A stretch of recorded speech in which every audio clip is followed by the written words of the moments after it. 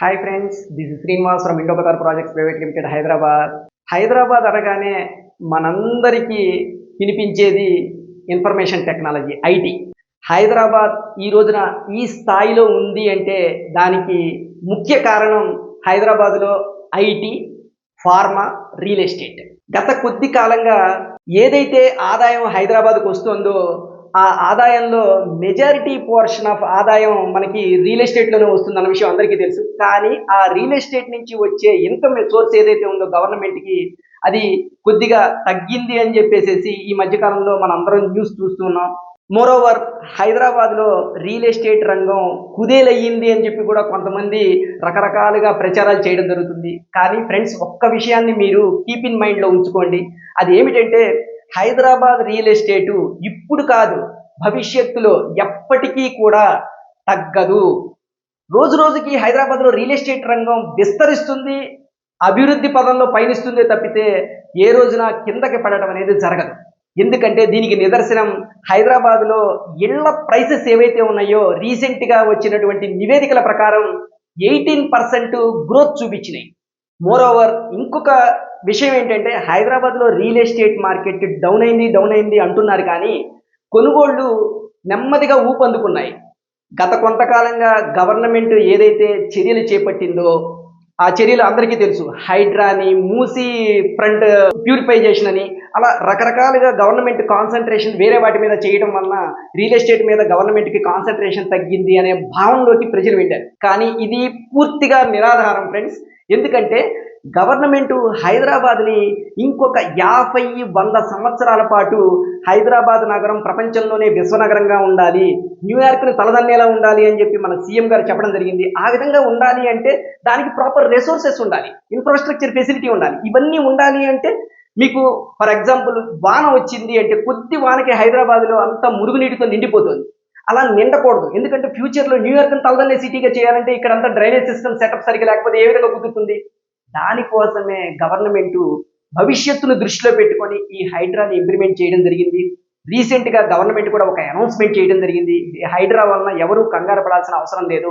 Existing constructions ఏవైతే ఉన్నాయో HMDA limits, HMDA పరిధిలో పర్మిషన్ తీసుకొని ఎవరైతే కట్టారో వాళ్ళకి మేము ఎటువంటి డెమాలిషన్ చేయమని చెప్పేసి హైడ్రా చైర్మన్ గారు రంగనాథ్ గారు కూడా స్పష్టంగా చెప్పడం జరిగింది. గవర్నమెంట్ కూడా పలు ప్లాట్ఫామ్స్ మీద ఈ విషయాన్ని మినిస్టర్స్తో సహా అందరూ చెబుతున్నారు.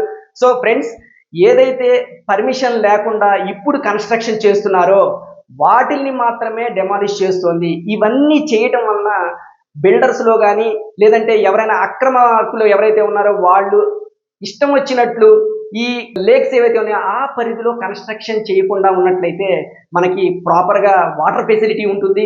మోరోవర్ డ్రైనేజ్ సిస్టమ్ కూడా పర్ఫెక్ట్గా ఉంటుంది. ఆ ఏరియాలో కన్స్ట్రక్షన్ చేస్తే డ్రైనేజ్ అంతా ఎక్కడికి పోవాలి? పోవడానికి సోర్స్ లేదు. అందువల్లనే ఆ ఎక్కడైతే వాటర్ సోర్సెస్ ఉన్నాయో ఆ ప్లేస్లో వాటర్ అంతా పూర్తి చేసి కట్టడం వల్ల చాలా ఇబ్బంది ఎదురవుతుంది. సో వీటన్నిటిని దృష్టిలో పెట్టుకొని గవర్నమెంట్ ఫ్యూచర్ని దృష్టిలో పెట్టుకొని మాత్రమే వీటిని ఇంప్లిమెంట్ చేస్తుంది. మోరోవర్ ఇంకొక విషయాన్ని నేను మీకు క్లియర్గా చెబుతున్నాను. మన ఢిల్లీ నగరం ఏదైతే ఉందో మన కంట్రీ క్యాపిటల్, అది చాలా అధ్వానంగా తయారైంది. అక్కడ పొల్యూషన్ విపరీతంగా పెరిగిపోయింది. పొల్యూషన్ పెరగడం, మోరోవర్ సెక్యూరిటీ ప్రాబ్లమ్స్ కూడా ఢిల్లీకి ఎక్కువగా ఉన్నాయి. చుట్టుపక్కల అన్ని ఆనుకొని ఆల్ కంట్రీస్ బార్డర్స్ ఉన్నాయి. సో దీని వలన గవర్నమెంట్, సెంట్రల్ గవర్నమెంట్ కూడా ఆలోచిస్తుంది, మనకి ఒక సెకండ్ క్యాపిటల్ కావాలి. సెకండ్ క్యాపిటల్ కావాలి అంటే ఎలాంటి నగరం మనకి సెకండ్ క్యాపిటల్కి సూటబుల్గా ఉంది అని అన్ని రకాల ఎనాలిసిస్లు చేశారు. గత 5-6 సంవత్సరాల నుంచి దీని మీద అధ్యయనం చేస్తున్నారు.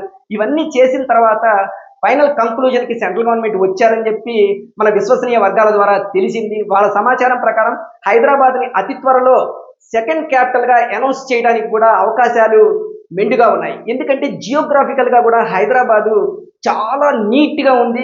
ఎక్కడ ఎర్త్క్వేక్స్ కూడా రావడానికి అవకాశం లేదు. ఎత్తు మీద ఉంది. ఏ పాయింట్ ఆఫ్ వ్యూలో చూసినా కూడా హైదరాబాద్ని విశ్వనగరంగా తీర్చిదిద్దడానికి ప్లస్ సెకండ్ క్యాపిటల్గా చేయడానికి, ఆర్టిఫిషియల్ ఇంటెలిజెన్స్ సిటీగా చేయడానికి గవర్నమెంట్ ఏదైతే ప్రపోజ్ చేస్తుందో ఫ్యూచర్ సిటీగా 4th సిటీని కూడా దీనికి సమీపంలో ఏర్పాటు చేయడానికి అన్ని రకాల ఏర్పాట్లు జరుగుతున్నాయి. దీనికి సంబంధించి గవర్నమెంటు RRRని సిద్ధం చేసింది. RRR ఇప్పుడు ఈ రోజున 347 కిలోమీటర్ల పరిధిలో RRRని ఏర్పాటు చేస్తున్నారు. ఈ 347 కిలోమీటర్ల పరిధి ఉత్తర దక్షిణ భాగాలుగా ఉంది. చౌటుప్పల్ దగ్గర నుంచి ఇబ్రహీంపట్నం మీదుగా కందుకూరు అమంగల్ మీదుగా వెళ్తూ దాని తర్వాత సంగారెడ్డి వరకు కలుస్తుంది. సో దక్షిణ భాగం ఉత్తర భాగం ఈ విధంగా కలుస్తూ ఏర్పడిందే 347 కిలోమీటర్ల ట్రిపుల్ ఆర్. ఈ ట్రిపుల్ ఆర్కి సంబంధించి రీసెంట్గా టెండర్లు తీసుకోవడానికి కూడా రకరకాల చర్యలు గవర్నమెంట్ చేపడుతోంది. దీనికి సంబంధించి ఏ విధంగా ఫండ్స్ తీసుకోవాలి, ల్యాండ్ ఏ విధంగా ఎక్వైర్ చేయాలి అని చెప్పి ప్రతిరోజు గవర్నమెంట్ దీని మీద ఎక్సర్సైజ్ చేస్తుంది. దీనికి సంబంధించి ఒక ఇన్విట్ ప్రొసీజర్ని ఫాలో అవుదామని చెప్పేసి గవర్నమెంట్ చూస్తున్నట్లుగా మనకి రీసెంట్గా న్యూస్లో కూడా వచ్చింది. ఇన్విట్ అంటే ఇన్ఫ్రాస్ట్రక్చర్ ఇన్వెస్ట్మెంట్ ట్రస్ట్. ఇంతవరకు కూడా బీఓటీ సిస్టమ్ అని, పీపీపీ సిస్టమ్ అని చెప్పి రకరకాల సిస్టమ్స్ అందుబాటులో ఉన్నాయి. పీపీపీ సిస్టమ్ అంటే ప్రైవేట్ పబ్లిక్ పార్ట్నర్షిప్. సో ఈ విధంగా ప్రైవేట్ పబ్లిక్ పార్ట్నర్షిప్లో ఎలా ఉంటుందంటే దానికి ప్రైవేట్ కంపెనీలు భాగస్వాములుగా ఉంటాయి, యాజ్ వెల్ యాజ్ గవర్నమెంట్ కూడా వారితో భాగస్వాములుగా ఉండి ఈ ట్రిపుల్ ఆర్ని ఏర్పాటు చేస్తారు. ఈ ట్రిపుల్ ఆర్ ద్వారా వచ్చే ఇన్కమ్ ఏదైతే ఉందో ఆ ప్రాజెక్టుకు మాత్రమే వాడాలి, వేరే పర్పస్ మీద వాడడానికి ఎటువంటి వీలు లేదు. మోరోవర్ ఈ ఫండ్ కూడా సరిపోని సందర్భంలో అక్కడ లోకల్లో ఉన్నటువంటి బిజినెస్ పీపుల్ దగ్గర నుంచి, రైతుల నుంచి, ప్రజల నుంచి కూడా వీళ్ళు బాండ్ల రూపంలో వసూలు చేసే అవకాశం ఉంది.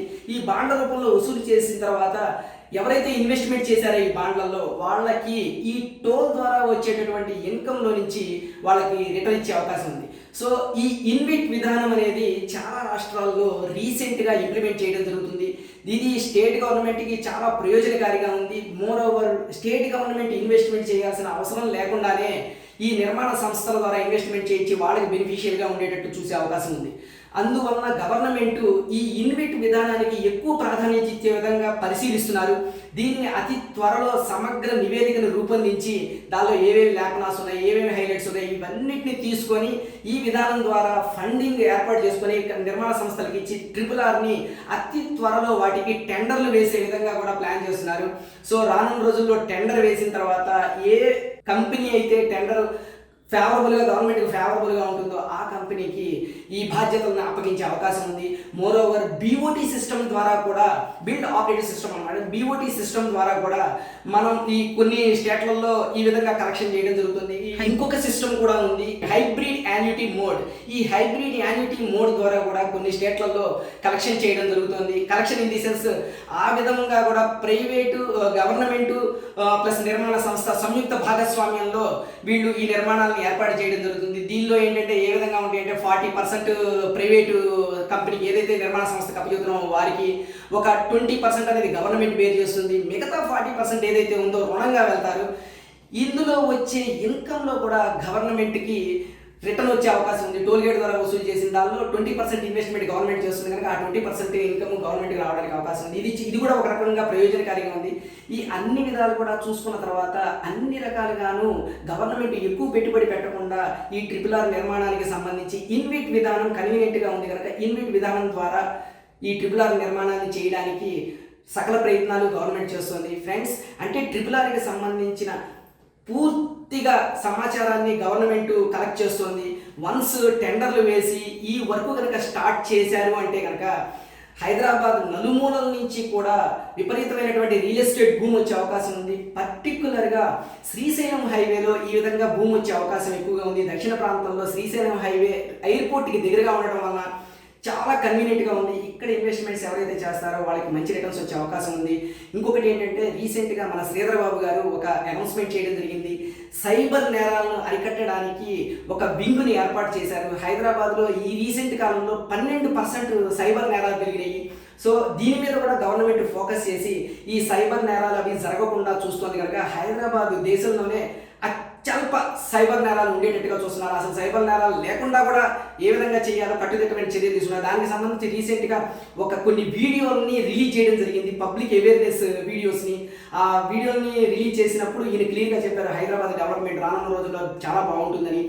పర్టికులర్గా ఫ్యూచర్ సిటీకి సంబంధించి డెవలప్మెంట్ గురించి గవర్నమెంట్ చాలా కీ అనౌన్స్మెంట్స్ చేస్తుందని, మోర్ ఓవర్ మెట్రో రైల్ ప్రాజెక్టుకి సంబంధించి 40 కిలోమీటర్ల పరిధి ఏదైతే ఉందో శంషాబాద్ ఎయిర్పోర్ట్ నుంచి ఫ్యూచర్ సిటీ దాకా దగ్గరగా 20 స్టేషన్లు ఏర్పాటు చేస్తున్నారు. ఈ 20 స్టేషన్ల ఏర్పాటుకు సంబంధించి మెట్రో రైల్ కనెక్టివిటీకి దగ్గరగా 8,000 కోట్ల రూపాయలు ఖర్చు అవుతుందని చెప్పి అంచనా వేశారు. ఈ అంచనాకి సంబంధించిన డిపిఆర్ రిపోర్ట్ కూడా కేంద్ర ప్రభుత్వానికి సబ్మిట్ చేయడం జరిగింది. ఫ్రెండ్స్, ఈ విధంగా వన్ బై వన్ మీ ఇంకొక విషయం ఏంటంటే వరల్డ్ ట్రేడ్ సెంటర్ని కూడా మనకి ఈ ఫ్యూచర్ సిటీకి సమీపంలో ఏర్పాటు చేస్తున్నారు. అది కూడా పర్టికులర్గా శంషాబాద్ ఎయిర్పోర్ట్కి సమీపంలోనే ఏర్పాటు అవుతున్నందువలన ఈ శ్రీశైలం హైవేకి మరింత శోభ చేకూరుతుంది. మీకు స్కిల్ డెవలప్మెంట్ యూనివర్సిటీ కానీ, వరల్డ్ ట్రేడ్ సెంటర్ కానీ, ఆర్టిఫిషియల్ ఇంటెలిజెన్స్ కానీ, వరల్డ్ మెడికల్ టూరిజం హబ్ కానీ వన్ బై వన్. ఇంకొకటి, ఒక గోల్ఫ్ కోర్సును కూడా కొన్ని వందల ఎకరాల్లో ఏర్పాటు చేయడానికి రెడీ చేస్తున్నారు. బీసీసీఐతో కూడా గవర్నమెంట్ మాట్లాడటం జరిగింది.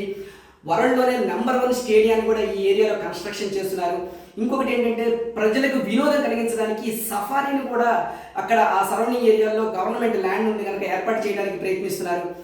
సో ఫ్రెండ్స్, నేను మీకు మరొకసారి చెప్పేది ఏంటంటే వీటన్నిటిని దృష్టిలో పెట్టుకొని గవర్నమెంట్ ఈ విధంగా శ్రీశైలం హైవే వైపు, హైదరాబాద్ చుట్టూ ఉన్న డెవలప్మెంట్ వైపు ఫోకస్ చేస్తుంది కనుక ఎఫోర్డబుల్ ప్రైసెస్లో అవైలబిలిటీ ల్యాండ్ ఉంది కనుక మనం శ్రీశైలం హైవేలో, అది కూడా పర్టికులర్గా ర్యాపిడ్ గ్రో ఉన్న ఏరియా ఏంటంటే కడతాల్లో కనుక మీరు ఇన్వెస్ట్మెంట్ చేస్తే మీకు మంచి రిటర్న్స్ వచ్చే అవకాశం ఉంది కనుక మీరు ఖచ్చితంగా కడతాల్లో మంచి ప్రాజెక్ట్ అయినటువంటి ఇండో ఖతార్ వారి మగధాలో ఇన్వెస్ట్మెంట్ చేయండి.